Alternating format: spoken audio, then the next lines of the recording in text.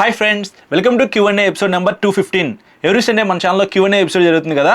Last Sunday Q&A వీడియోలో ఏదైతే మీరు కామెంట్స్ చేశారో వాటిలో కొన్ని ఇంట్రెస్టింగ్ కామెంట్స్ అయితే పిక్ చేశాను. ఫస్ట్ కామెంట్ వచ్చేప్పటికి హరీష్ కుమార్ చేశారు. R15R Duke 160 which is best అని చెప్పేసి.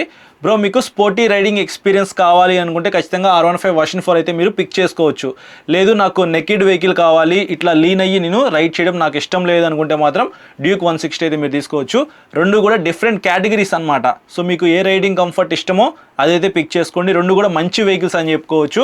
R15 వర్షన్ 4తో కంపేర్ చేసుకుంటే డ్యూక్ 160లో మీకు కొద్దిగా పెర్ఫార్మెన్స్ అయితే ఎక్కువ ఉండిద్ది. సో మీరు ఎక్కువ స్పీడ్ వెళ్ళడానికి అవకాశం అయితే ఉండిద్ది అనమాట. రెండు కూడా మీకు SOS ఇంజిన్సే, లిక్విడ్ కూల్డ్ ఇంజిన్సే. సో రెండు మంచి ఇంజిన్స్, రెండు కూడా వెహికల్స్ పెర్ఫార్మెన్స్ బాగానే ఉండిద్ది. హై స్పీడ్ ఎక్కువగా వెళ్ళాలి అని అనుకుంటే మాత్రం మీకు R15 అయితే చాలా స్పీడ్ వెళ్ళే అవకాశం అయితే ఉంది. ఏరోడైనమిక్ డిజైన్ అయితే ఆ వెహికల్ కొద్దిగా బెటర్ అయితే ఉండిద్ది అనమాట.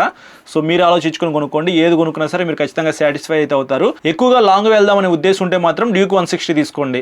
అదే R15 తీసుకున్నారనుకోండి, మీకు రెస్ట్ పెయిన్, బ్యాక్, అలాగే షోల్డర్ పెయిన్ వచ్చింది అనమాట. ఇట్లా లీన్ అయ్యి మీరు నడపాలి కదా.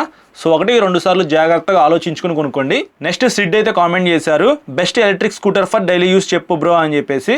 బ్రో, మీ దగ్గర కొద్దిగా బడ్జెట్ ఎక్కువ ఉందనుకోండి, రివర్ ఇండి కానీ ఎథర్ 450X కానీ మీ ఇష్టం ఏదైనా కొనుక్కోవచ్చు. ఈ రెండు వెహికల్స్ కూడా చాలా బాగుంటాయి. పెర్ఫార్మెన్స్ పరంగా చూసుకున్నా, మెయింటెనెన్స్ పరంగా చూసుకున్నా, సర్వీస్ పరంగా చూసుకున్నా మీకు ఇవి బాగుంటాయి అనమాట.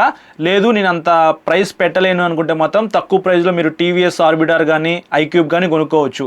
సర్వీస్ పరంగా మీకు పర్చేస్ చేసిన తర్వాత ఇబ్బంది ఉండకూడదు అనుకుంటే మాత్రం ఇప్పుడు నేను చెప్పిన వెహికల్స్లో ఏదైనా ఒకటి పర్చేస్ చేయండి. ఇంకా చాలా స్కూటర్స్ అయితే ఉన్నాయి బ్రో, వాటితో కంపేర్ చేస్తే నాకు ఇవి బెస్ట్ అనిపించినాయి. గుడ్ అనిపించలేదు, బెస్ట్ అనిపించినాయి కాబట్టి ఇవి నేను మీకు సజెస్ట్ చేశాను. నెక్స్ట్ పుష్ప అయితే కామెంట్ చేశారు, అన్న Triumph T4 or speed 400 which one is best, mostly used in city and sometimes long rides. Bro, speed T4తో కంపేర్ చేసుకుంటే స్పీడ్ 400 అయితే చాలా వరకు బెస్ట్.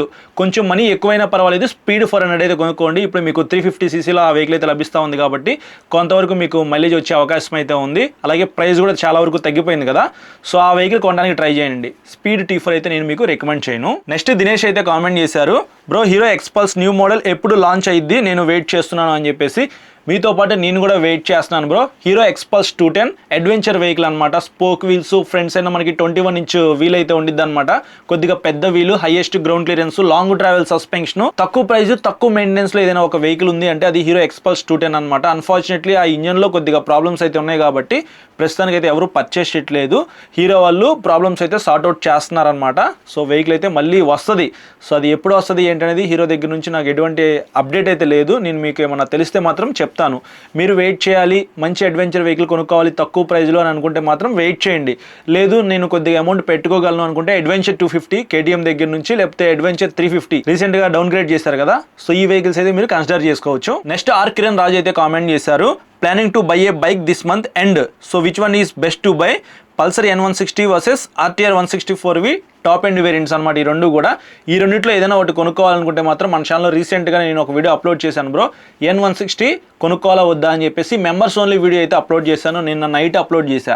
ఒకసారి ఆ వీడియో ఓపెన్ చేసి మొత్తం చూడండి. N160 కొనుక్కుందాం అనుకుంటున్నారు కదా.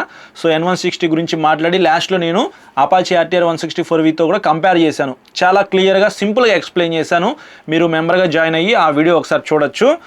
అపాచీ 164V లేకపోతే 204V అనే దాని గురించి మాట్లాడుకున్నట్లయితే నాకైతే 164V బెస్ట్ అనిపించింది. బెస్ట్ వాల్యూ అనమాట ఆ వెహికల్తో కంపేర్ చేసుకుంటే, 204Vతో కంపేర్ చేసుకుంటే. సో అపాచీ 160 N160 అనే దాని గురించి మీరు తెలుసుకోవాలనుకుంటే మాత్రం ఆ వీడియో చెక్ చేయండి. చాలా క్లియర్గా మాట్లాడాను. నెక్స్ట్ పవన్ కుమార్ అయితే కామెంట్ చేశారు, bro hero extreme 160R 4V by చేయొచ్చా 2026లో అని చెప్పేసి. ఆల్రెడీ మన ఛానల్లో డెడికేట్గా ఒక వీడియో రికార్డ్ చేశాను. లాస్ట్ ఇయర్ నేను వీడియో రికార్డ్ చేశాను. నా రైడ్ ఎక్స్పీరియన్స్ ఏంటనేది మొత్తం మీతో షేర్ చేసుకున్నాను. ఒకసారి ఆ వీడియో చెక్ చేయండి, మీకు క్లారిటీ అయితే వస్తుంది. నాకు హీరో ఎక్స్ట్రీమ్ 160R 4Vతో కంపేర్ చేసుకుంటే అపాచీ RTR 164V చాలా వరకు బెస్ట్ అనిపించింది.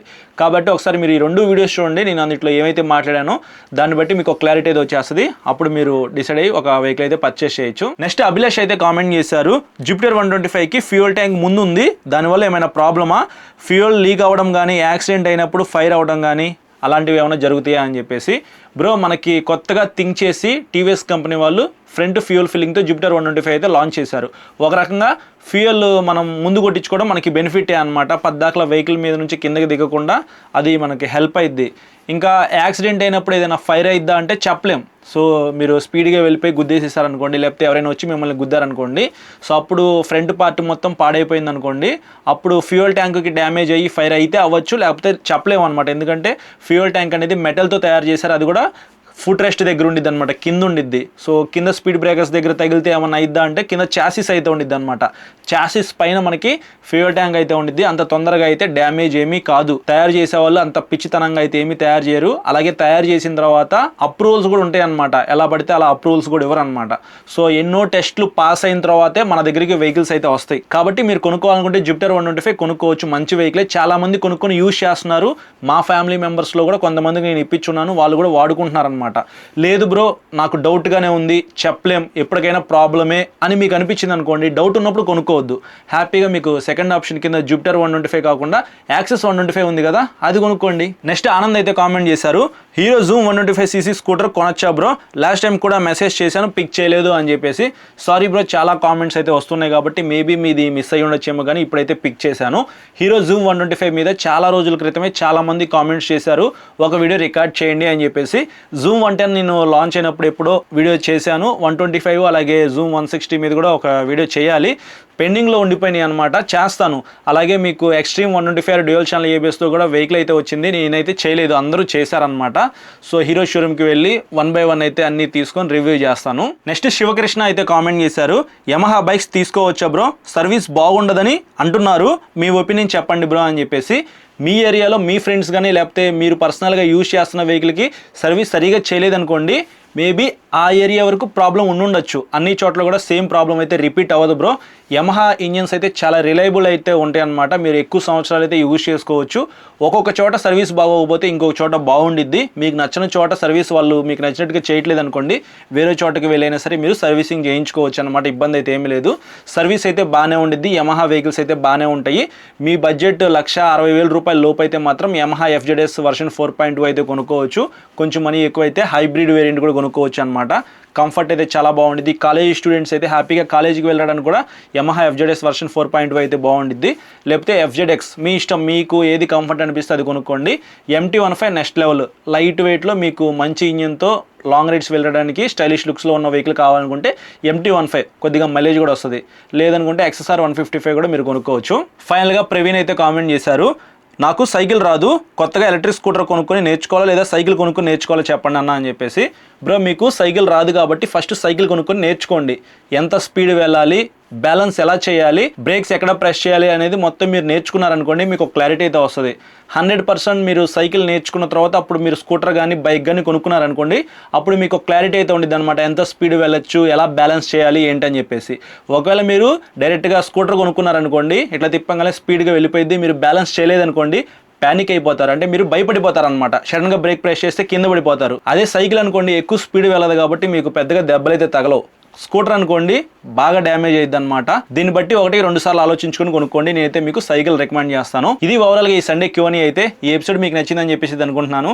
నచ్చితే లైక్ చేసి మీ ఫ్రెండ్స్ అందరికీ షేర్ చేయండి. అలాగే మన ఛానల్ని సబ్స్క్రైబ్ చేయకుండా చూస్తున్నట్లయితే సబ్స్క్రైబ్ చేసుకుని సపోర్ట్ చేస్తానండి. Thank you.